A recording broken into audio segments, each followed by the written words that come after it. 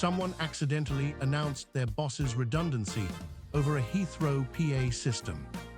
Okay, wait, I had nothing but good intentions. I swear on my boarding pass. I am dead mortified just thinking about it. Proper wanted the floor to swallow me. Inspired by the kind of story you'd find on Reddit, here is a tale of one business trip, one overheard phone call, and one woman who will never, ever trust her colleague with a boarding pass again. I want to say right now, before we even start, I did nowt wrong. Absolutely nowt. So here's the thing, and I'm just gonna say this, nobody at that airport knew who was actually at fault. Like, the evidence was not great for Sophie. And that mystery, who said what to whom, and why on earth it was broadcast over the airport tan, is precisely what we are here to unravel. Let us begin. It was a Tuesday morning at Heathrow Terminal 3. Sophie and her colleague, let's call him her line manager, because that's exactly what he was, were traveling together to a conference in Amsterdam. Right, so my line manager, that's the person directly above you at work, the one who manages your day-to-day tasks. He was already in a dead bad mood before we even got through security. Why though, like what happened? He'd had a performance review the week before. A performance review is when your boss officially evaluates how well you've been doing your job, and apparently it had not gone well. Oof, yeah, a bad performance review will ruin your whole vibe for honestly, weeks. So Sophie and her line manager checked in, cleared security, and were now sitting at the gate with about 40 minutes to spare. This is where Jake enters the picture. Okay, so full context, I was also at Heathrow that morning. Different flight, different gate, but same terminal. And I spotted Sophie across the departure lounge and I rang her.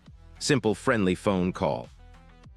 It was not a simple, friendly phone call, Jake. I mean, okay, I may have asked a few questions. He rang me and the first thing he said was, quote, "So is it true your line manager is being made redundant?" In my defense, I had heard a rumor from a reliable source. Made redundant means your position is eliminated. The company decides they no longer need that specific role. It is not the same as being sacked for doing something wrong, but it is still losing your job. And Sophie's line manager was sitting approximately 1 seat away from her when Jake asked this question. 1 seat, 1. I tried to keep my voice down. I said, I can't really talk about this right now, and Jake he kept going. Because, okay, listen, I also heard that Sophie was maybe up for his job, like being considered for a promotion. And a promotion means moving up to a higher position with more responsibility and better pay. I was excited for her. I was not up for a promotion. Where did you even hear that? The same reliable source. Your reliable source is a disaster. Now Sophie, trying to shut the conversation down, made what seemed like a reasonable decision. She stepped away from the gate seating area and walked toward the window at the far end of the terminal. I thought if I put a bit of distance between me and him, I could just quickly tell Jake to drop it and then go back and pretend the whole call never happened. Which is totally fair. Honestly, that was the right instinct.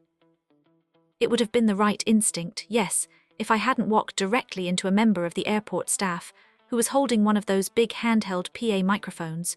You know, the kind they use when the gate speakers aren't working.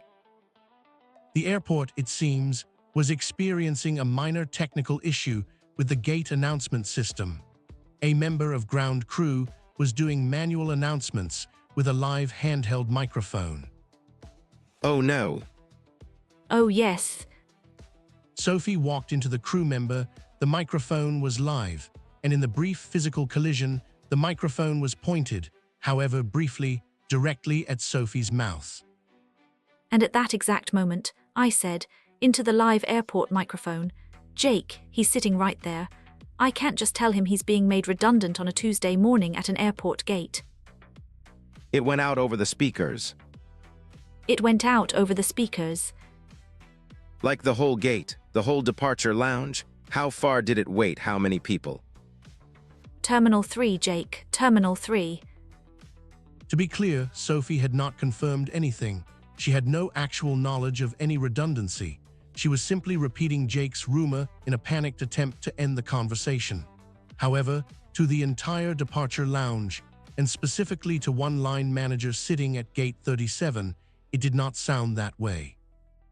I turned around and he was just stood there, standing up, staring at me. And around him there were like 40 passengers who had all just heard my name, his approximate job title, and the word redundant broadcast over the speakers. I mean, in terms of workplace communication. And workplace communication just means how people share information professionally at work. That is genuinely one of the worst examples I have ever heard. Don't you dare turn this into a lesson. Sophie immediately tried to explain.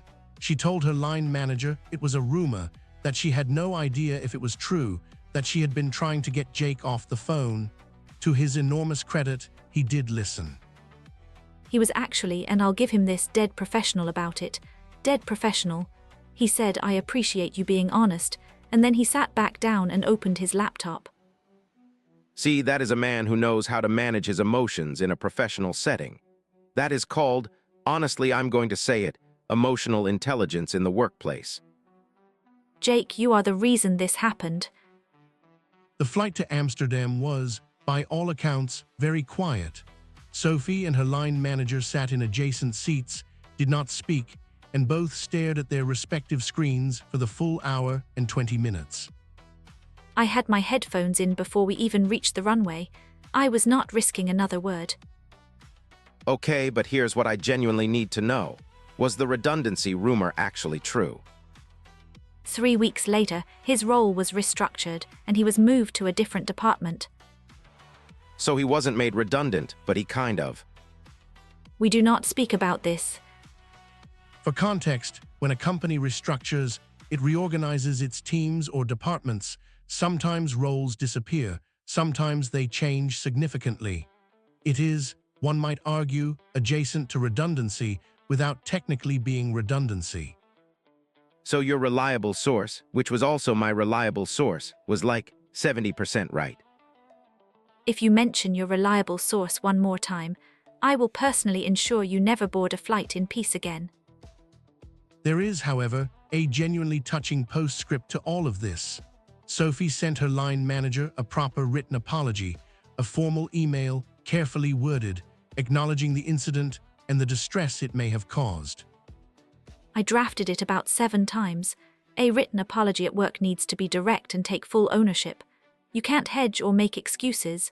I just said, I said the wrong thing in the wrong place and I'm genuinely sorry. That's actually really mature, like full accountability, owning your actions professionally.